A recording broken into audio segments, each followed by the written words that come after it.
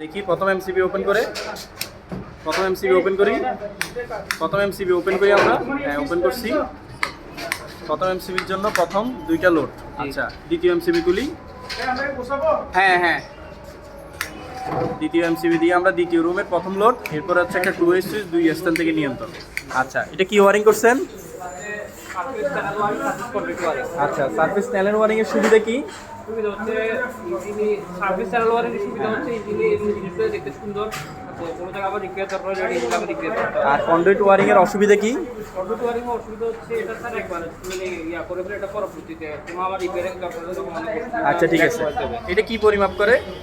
এটা কিলোওয়াট। এটা কি হিসাবে দেখায়? ইউনিট হিসেবে। আচ্ছা, এটার ভিতরে কয়টা কয়েল আছে?